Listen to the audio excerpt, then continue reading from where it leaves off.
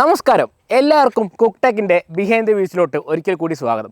ഇന്ന് നമ്മൾ വന്നിട്ടുള്ളത് ഒരു CNG വെഹിക്കിളിൻ്റെ യൂസർ റിവ്യൂ പറയാൻ വേണ്ടിയിട്ടാണ്. പെട്രോൾ, ഡീസൽ, EV, CNG ഈ 4 ടൈപ്പാണ് നമുക്കിപ്പോൾ മാർക്കറ്റിൽ നമ്മൾ കാറുകളിലൊക്കെ ആയിട്ട് നമുക്ക് അവൈലബിൾ ആയിട്ടുള്ളത്.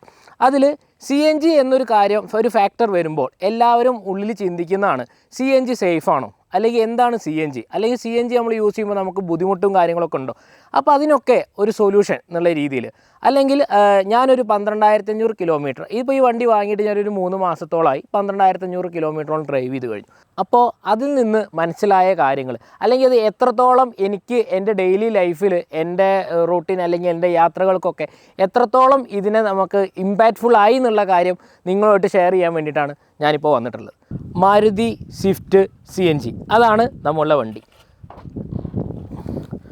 ബൂട്ടിൻ്റെ ഉള്ളിലാണ് നമ്മളെ CNG ടാങ്ക് വരുന്നത്. ആദ്യം തന്നെ നമുക്ക് ഇതിൻ്റെ നെഗറ്റീവ് സൈഡ് പറഞ്ഞു തുടങ്ങാം. നെഗറ്റീവിൽ, നമ്മളൊരു ഫാമിലി വണ്ടിയായിട്ട്, ഒരു പ്രൈമറി വണ്ടിയായിട്ട് നമ്മൾ വീട്ടിലൊരു വണ്ടി വാങ്ങുമ്പോൾ അത് CNGയിലോട്ട് ആകുമ്പോൾ നമുക്ക് എത്രത്തോളം ബുദ്ധിമുട്ട് അതിലുണ്ടെന്നുള്ളതിൻ്റെ ഒരു മെയിൻ കാരണമാണ് നമ്മളെ ഈ CNG ടാങ്ക് എന്ന് പറയുന്നത്. കാരണം ബൂട്ട് സ്പേസ് എന്ന് പറയുന്നത് ഒട്ടും തന്നെ നമുക്ക് യൂസ് ചെയ്യാൻ പറ്റുന്ന രീതിയിലല്ല ഇതിലുള്ളത്. പക്ഷേ ഇപ്പോൾ വരുന്ന പുതിയ വണ്ടികളിൽ, പുതിയ മോഡൽസിൽ, എല്ലാ ബ്രാൻഡുകളിലൊക്കെ വരുന്ന CNGയിൽ സ്പ്ലിറ്റ് ആയിട്ടുള്ള ടാങ്കുകളും, അതുപോലെ ഇപ്പോൾ വണ്ടിയുടെ അടിയിലോട്ടൊക്കെ പോകുന്നത് കൊണ്ട്, ടാങ്ക് കപ്പാസിറ്റി അടിയിലോട്ട് പോകുന്നതുകൊണ്ട് നമുക്ക് ബൂട്ട് സ്പേസ് അധികം നമുക്ക് ലോസ് ആവാത്ത രീതിയിൽ ഇപ്പോൾ ടെക്നോളജീസ് വന്നു തുടങ്ങി. അപ്പോൾ ഇനി അടുത്ത അപ്ഡേഷനിലൊക്കെ ആയിട്ട് ഈ എല്ലാ വണ്ടികളിലും ഇപ്പോൾ ഇതുപോലെ ടാങ്ക് സ്ഥിതി ചെയ്യുന്ന പല വണ്ടികളിലും സ്പ്ലിറ്റ് ആയിട്ടോ അല്ലെങ്കിൽ വേറെ രീതിയിലൊക്കെ ടാങ്കിൻ്റെ മാറ്റി നമുക്ക് ബൂട്ട് നമുക്ക് യൂസ് ചെയ്യാവുന്ന രീതിയിൽ വരും എന്നുള്ളത് നമുക്ക് പ്രതീക്ഷിക്കാം. ഈ വണ്ടിയിൽ CNG വരുന്നത് ഇൻബിൽട്ടായിട്ട് വരുന്ന CNG ആണ്. കാരണം ഞാൻ പെട്രോൾ എഞ്ചിൻ എടുത്തിട്ട് അഡീഷണൽ നമ്മൾ പുറത്തുനിന്ന് ചെയ്യിച്ച CNG അല്ല വരുന്നത്, ഓൾറെഡി CNG മോഡലാണ്. അപ്പോൾ ഇതിലൊരു നോർമൽ ഒരു പെട്രോൾ എഞ്ചിൻ 35 ലിറ്ററിൻ്റെ പെട്രോൾ ടാങ്കും വിത്ത് 8 kgയുടെ ഒരു CNG ടാങ്കും വരുന്ന, നമുക്ക് പെട്രോളും CNGയിൽ ഒരുപോലെ യൂസ് ചെയ്യുന്ന മാരുതി ഇൻബിൽട്ട് വരുന്ന ഒരു മോഡലാണ് ഈ വണ്ടി. പൊതുവേ CNGയിലോട്ട് വരുമ്പോൾ പവർ ലോസ് അല്ലെങ്കിൽ വണ്ടിക്ക് വലിവില്ല എന്നൊക്കെ നമ്മൾ പറയും. അതുണ്ട്. കാരണം നോർമലി ഒരു പെട്രോൾ എഞ്ചിൻ യൂസ് ചെയ്യുമ്പോൾ ഈ വണ്ടിയിൽ തന്നെ നമ്മൾ പെട്രോൾ ഓപ്ഷനിലോട്ട് മാറ്റി വണ്ടി ഓടിക്കുന്നതും CNGയിൽ നമ്മൾ ഓടിക്കുന്നതും തമ്മിൽ വ്യത്യാസമുണ്ട്, ചെറുതായി പറയും. പക്ഷേ അത് വിചാരിച്ച് നമ്മൾ 3 പേര് ഇരിക്കുമ്പോഴോ അല്ലെങ്കിൽ 4 പേര് ഇരിക്കുമ്പോഴോ നമ്മൾ യാത്ര ചെയ്യുമ്പോഴൊന്നും അത് നമുക്ക് അധികം നമുക്ക് എഫക്റ്റ് ചെയ്യില്ല. ഒരു കയറ്റം അല്ലെങ്കിൽ ഒരു ഹില്ല്, അങ്ങനത്തെ വരുന്ന സമയങ്ങളിൽ മാത്രം. അതുപോലെ ഹൈവേയിൽ ഒരു ടോപ്പ് സ്പീഡിലൊക്കെ പോകുമ്പോൾ നമുക്ക് അതിൻ്റെ ഒരു പവർ ലാഗ്, പക്ഷേ പവറും നമ്മളെ മൈലേജും, ഡെയിലി നമ്മൾ ലൈഫിൽ യൂസ് ചെയ്യുന്ന മൈലേജും പവർ ലാഗും തമ്മിൽ നിറയെ വ്യത്യാസമുണ്ട്. ഇപ്പോൾ നോർമൽ ഒരു സ്വിഫ്റ്റിന് ഒരു 20 to 22 കിലോമീറ്റർ മൈലേജ് കിട്ടുന്നുണ്ടെങ്കിൽ, അത് നമ്മൾ ഇതിലോട്ട് വരുമ്പോൾ CNGയിലോട്ട് വരുമ്പോൾ അതൊരു 25+ എന്ന് പറഞ്ഞാൽ എനിക്ക് മാക്സിമം കിട്ടിയിട്ടുള്ളത് ഒരു 29 to 31 ഉള്ളിലാണ് എനിക്ക് മൈലേജ് നമ്മൾ ചെക്ക് ചെയ്ത സമയത്ത് നമുക്ക് CNGയിൽ കിട്ടിയിട്ടുള്ളത്. പെട്രോൾ ഒരു ഏവറേജ്, ഞാൻ പെട്രോൾ അധികം ഇട്ട് യൂസ് ചെയ്തിട്ടില്ല. കാരണം നമ്മൾ CNGയിൽ ഇട്ട് ഓടിക്കാൻ തുടങ്ങി കഴിഞ്ഞ് കഴിഞ്ഞാൽ നമുക്ക് പെട്രോൾ അടിക്കാൻ ഭയങ്കര ബുദ്ധിമുട്ടാവും എന്ന് വിചാരിച്ചിട്ട് ഈ വണ്ടിയിൽ നമ്മൾ പെട്രോൾ അടിക്കാതിരിക്കാൻ പാടില്ല. കാരണം വണ്ടി സ്റ്റാർട്ടാവുന്നത് പെട്രോൾ യൂസ് ചെയ്തിട്ടാണ്. ഞാനിപ്പോൾ വണ്ടി എടുത്തു കഴിഞ്ഞിട്ട് ഇന്നലെ 2 ദിവസം മുന്നെയാണ് ഞാനൊരു ഏകദേശം 12,500 കിലോമീറ്റർ ഓടിക്കഴിഞ്ഞതിന് ശേഷമാണ് ഞാൻ പെട്രോൾ ഒരു 500 റുപ്പീസിന് കൂടി ഞാൻ പെട്രോൾ റീഫിൽ ചെയ്യുന്നത്. അതുകൊണ്ട് വണ്ടി സ്റ്റാർട്ടാവുന്നതിന് പെട്രോൾ വേണം. പെട്രോൾ പമ്പുകളിൽ അവൈലബിൾ ആവുന്നത് കൂടെ നമ്മൾ ശ്രദ്ധിക്കേണ്ട കാര്യങ്ങൾ, ഇപ്പോൾ പല ബസ്സുകളും ഹെവി വെഹിക്കിൾസ് അടക്കം CNGയിൽ വന്നു തുടങ്ങി. ഡീസൽ എഞ്ചിനുള്ള ബസ്സുകളൊക്കെ CNGയിലോട്ട് മാറ്റി തുടങ്ങി. അപ്പോൾ ഏകദേശം അതിലൊക്കെ ഇപ്പോൾ നോർമൽ നമ്മളൊരു കാറുകളിലൊക്കെ വരുന്നതെന്ന് പറയുന്നത് 8 kg, മാക്സിമം 10 kgയുടെ ടാങ്കുകളാണ് വരുന്നത്. പക്ഷേ ബസ്സുകളിൽ വരുന്നത് 100 kg, അതുപോലെ 50 kg എബോ ആണ് ബസ്സുകളിലൊക്കെ വരുന്ന CNG ടാങ്കുകൾ. ഇതിനെ CNG അടിക്കുമ്പോൾ നമ്മൾ മെയിനായിട്ട് ശ്രദ്ധിക്കേണ്ട ഒരു കാര്യം എന്ന് പറയുന്നത് പ്രഷറാണ്. CNG അടിക്കുമ്പോൾ നമ്മൾ മെയിനായിട്ട് ശ്രദ്ധിക്കേണ്ടത്, ശ്രദ്ധിക്കില്ലെങ്കിൽ പമ്പുകാർ കറക്റ്റായിട്ട് പറയും, സാറേ പ്രഷർ ഇല്ല കേട്ടോ, അപ്പോൾ അടിച്ചു കഴിഞ്ഞാൽ കയറില്ല. അപ്പോൾ നമുക്ക് ഇതുമ്പോൾ കുറച്ച് കയറും എന്ന് പറഞ്ഞാൽ കാരണം 1 കിലോ കയറിയാൽ തന്നെ നമുക്ക് ഏകദേശം ഒരു 20-25 കിലോമീറ്ററിൻ്റെ അടുത്ത് നമുക്ക് ഓടാൻ പറ്റും.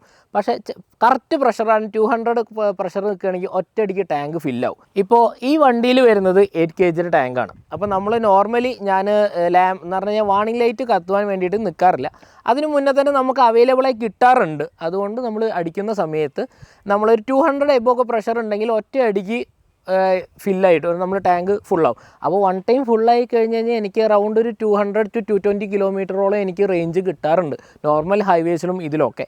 അത് കഴിഞ്ഞ് നോക്കുകയാണെങ്കിൽ അപ്പോൾ ഇനി അഥവാ ചില പമ്പുകളിൽ ഹെവി വെഹിക്കിൾസിൽ അടിക്കുന്നു, ചിലപ്പോൾ CNG അവിടെ കഴിയാറായിട്ടുണ്ടാവും, പ്രഷർ കുറവായിരിക്കും. അങ്ങനെയൊക്കെ ഉള്ള സമയങ്ങളിൽ നമുക്ക് അടുത്തൊരു പെട്രോൾ പമ്പിൽ അല്ലെങ്കിൽ അടുത്തൊരു CNG ഫില്ലിംഗ് സ്റ്റേഷനിലോട്ട് എത്തുന്നതിന് പെട്രോള് വളരെ അത്യാവശ്യമുള്ളൊരു കാര്യമാണ്. അതുകൊണ്ട് പെട്രോൾ വണ്ടിയിൽ അടുത്ത ഒരു പെട്രോൾ പമ്പിക്ക് ഒരു 30 കിലോമീറ്ററെങ്കിലും ഓടാനുള്ള പെട്രോൾ നമ്മളെ വണ്ടിയിൽ എപ്പോഴും ഉണ്ടായിരിക്കണം. പിന്നെ മെയിനായിട്ടുള്ളൊരു കാര്യം എന്ന് പറയുന്നത് CNG അടിക്കുന്ന സമയത്ത്, കാരണം ഇതൊരു ഫ്ലെയിമബിൾ എന്നാണെന്ന് നമ്മൾ പറയുക, അതുകൊണ്ട് വണ്ടിയുടെ ഉള്ളിൽ നമ്മൾ യാതൊരു വിധത്തിലുള്ള ജീവനുകളും, മനുഷ്യജീവനുകളായാലും മൃഗങ്ങളായാലും ഒന്നും നമ്മൾ വണ്ടിയുടെ ഉള്ളിൽ നമ്മൾ നിൽക്കാൻ പാടുള്ളതല്ല. വണ്ടി അടിക്കുമ്പോൾ വണ്ടിയുടെ ഉള്ളിൽ എല്ലാവരും ഇറങ്ങിയിട്ട് വേണം അതടിക്കാൻ. അത് കൂടുതലായിട്ട് നമ്മൾ ഒരു പ്രശ്നം ഫേസ് ചെയ്യുന്നതെന്ന് പറയുന്നത്, കാരണം മൈലേജിന് വേണ്ടിയിട്ടാണ് ഈ വണ്ടി എടുക്കുന്നത്. അതുപോലെ ടാക്സികളിലാണ് നമ്മൾ ഏറ്റവും കൂടുതൽ CNG കണ്ടിട്ടുള്ളത്. അപ്പോൾ ഈ ടാക്സികളിൽ പ്രായമുള്ള ആളുകളൊക്കെ യാത്ര ചെയ്യുന്നത്, അല്ലെങ്കിൽ നമ്മൾ സാധാരണ നോർമൽ വണ്ടികളിലൊക്കെയാണ് ഈ പ്രായമുള്ള ആളുകളൊക്കെ ഉണ്ടെങ്കിൽ നമ്മളൊരു ലോങ് യാത്ര, ഒരു 200-300 ഒക്കെ കിലോമീറ്റർ നമ്മൾ യാത്ര ചെയ്യാനുണ്ടെങ്കിൽ ഒരു 1-2 വട്ടം, കാരണം നമ്മൾ ഒരു ഏകദേശം റേഞ്ച് കഴിയാറായി, നമ്മൾ ഫ്യൂൽ താഴാറായി എന്ന് പറഞ്ഞു കഴിഞ്ഞാൽ നമ്മൾ കിട്ടുന്ന സ്ഥലത്ത് നിന്ന് ഇത് റീഫില്ല് ചെയ്തോളണം. കാരണം എല്ലാ സ്ഥലത്തും നമുക്ക് പെട്രോളോ ഡീസലോ ഉള്ള പോലെ എപ്പോഴും, കാരണം ഈ പ്രഷർ ഒരു മോസ്റ്റ്ലി ഡിപ്പെൻഡ് ഉള്ള കാര്യമായതുകൊണ്ട് പ്രഷർ എല്ലായിടത്തും ഉണ്ടായി. അപ്പോൾ നമുക്ക് മാക്സിമം അവൈലബിൾ ആയ സ്ഥലത്ത് നിന്ന് നമ്മൾ ഫില്ല് ചെയ്തിട്ട് പോവുക.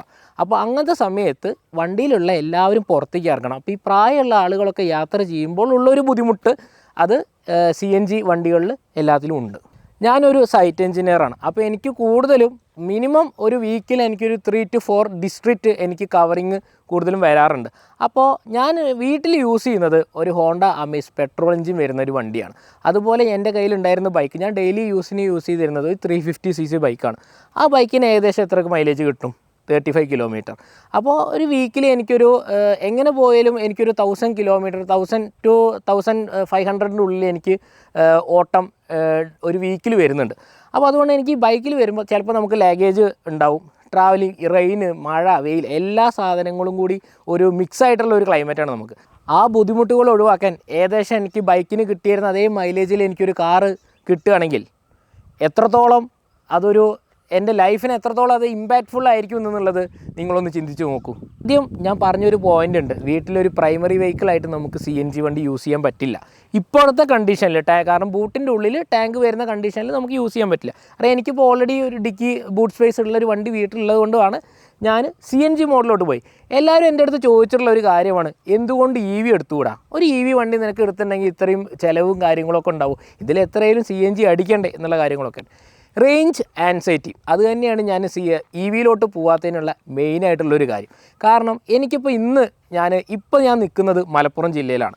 എനിക്ക് നാളെ കോഴിക്കോടായിരിക്കും സൈറ്റ്. എനിക്ക് ചിലപ്പോൾ നാളെ കോഴിക്കോട് സൈറ്റ് കഴിഞ്ഞ് ചിലപ്പോൾ എറണാകുളത്ത് എത്തേണ്ടി വരും. അങ്ങനെയുള്ള സമയങ്ങളിൽ ഞാൻ EV വണ്ടിയാണെങ്കിൽ ഒരു 100 കിലോമീറ്റർ 200 കിലോമീറ്റർ അത് കഴിഞ്ഞ് റിട്ടേൺ വരുന്നു. ഈ സമയത്ത് ചാർജിങ് സ്റ്റേഷനുകൾ അന്വേഷിക്കണം. അപ്പോൾ എൻ്റെ ടൈം, ഒരു എഞ്ചിനീയർ അല്ലെങ്കിൽ ഒരു സൈറ്റ് പോകുന്ന സമയത്ത് നമ്മൾ ഇന്നൊരു സമയത്ത് നമ്മളൊരു മീറ്റിംഗ് അറേഞ്ച് ചെയ്ത് കഴിഞ്ഞാൽ നമുക്ക് അവിടെ എത്തണം. എനിക്കിപ്പോൾ CNG ഇല്ലെങ്കിൽ ഞാൻ പെട്രോൾ ഇട്ടിട്ട് ഓടിച്ചു പോകും, നോ ഇഷ്യൂ. പക്ഷേ EV ആണെങ്കിൽ നമുക്ക് EV ചാർജ് ചെയ്ത് തന്നെ പോകണം. അതുപോലെ ലോങ് ചിലപ്പോൾ ഹിൽ ഏരിയകളിലൊക്കെ പോകേണ്ടി വരും.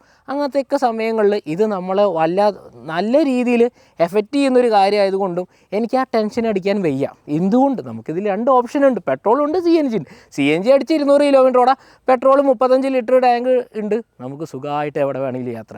അതുകൊണ്ടാണ് ഞാൻ CNG എടുത്തത്. ഇത് സ്വിഫ്റ്റിൻ്റെ CNGയുടെ ടോപ്പ് മോഡലാണ്. CNG ടോപ്പ് മോഡൽ എന്ന് പറയുന്നത് ZXi മോഡലാണ്.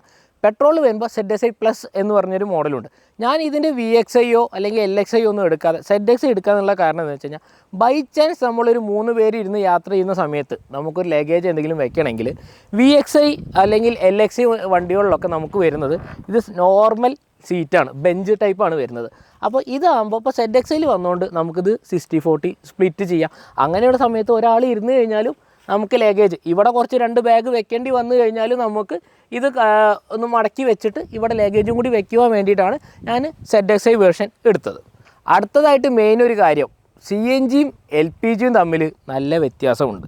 കാരണം എല്ലാവരും വിചാരിക്കും നമ്മൾ ഈ CNG അടിച്ചു കഴിഞ്ഞാൽ വണ്ടിയുടെ ഉള്ളിലൊക്കെ സ്മെല്ല് വരും, അല്ലെങ്കിൽ ഇത് ഓടുമ്പോൾ സ്മെല്ല് വരും. അങ്ങനത്തെ യാതൊരുവിധ പ്രശ്നവും CNG വണ്ടിയിൽ ഇല്ല.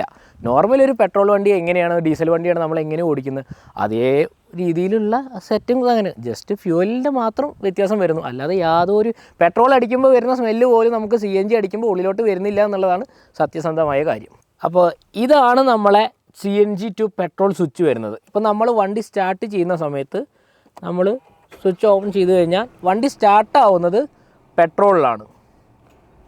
ഇപ്പോൾ വണ്ടി പെട്രോളാണ് കിടക്കുന്നത്. പെട്രോൾ കിടക്കുമ്പോൾ നമുക്ക് നോർമലി എല്ലാത്തിലും ചെക്ക് ചെയ്യുന്ന പോലെ റേഞ്ച്, ഏവറേജ് കിലോമീറ്റർ, മൈലേജ്, എത്ര കിലോമീറ്റർ നമുക്കിതിൽ ഓടാൻ കഴിയും എന്നുള്ളത് കാണിക്കും. ബട്ട് CNGയിലോട്ട് മാറ്റി കഴിഞ്ഞ് കഴിഞ്ഞാൽ നമുക്ക് റേഞ്ചോ കാര്യങ്ങളോ ഒന്നും കാണിക്കില്ല. നോർമലായിട്ട് കാണിക്കുന്ന കിലോമീറ്റർ കാണിക്കും. ഈ ഇൻഡിക്കേഷനിൽ നമുക്ക് മനസ്സിലാക്കണം ഏകദേശം ലാസ്റ്റ് ഒരു ഇൻഡിക്കേഷൻ കഴിഞ്ഞ് കഴിഞ്ഞാൽ നമുക്ക് രണ്ടാമത്തെ കഴിയാറായി കഴിഞ്ഞാൽ നമുക്ക് സ്ക്രീനിൽ നമുക്ക് CNG ലോ എന്ന് പറഞ്ഞിട്ടുള്ള നമുക്ക് നോട്ടിഫിക്കേഷൻ വരും. ഈ CNGന്ന് നമ്മൾ പെട്രോൾ മാറ്റുകയാണെങ്കിൽ ജസ്റ്റ് സ്വിച്ച് അമർത്തി കഴിഞ്ഞാൽ പെട്രോളിലോട്ട് വണ്ടി മാറി. അപ്പോൾ ഇനി ഞാൻ പറഞ്ഞു വരുന്നത് വീടിൻ്റെ അടുത്തൊരു CNG ഫ്യൂവൽ സ്റ്റേഷൻ ഉണ്ടെങ്കിൽ നിങ്ങൾക്ക് ധൈര്യമായിട്ട് CNG എടുക്കാം. അതുപോലെ ഡെയിലി യൂസ് ചെയ്യുന്നവർക്ക് എന്തുകൊണ്ട് ഒരു 100 കിലോമീറ്റർ ഡെയിലി യാത്ര ചെയ്യുന്നുണ്ടെങ്കിൽ എന്തുകൊണ്ടും നിങ്ങൾക്ക് CNG.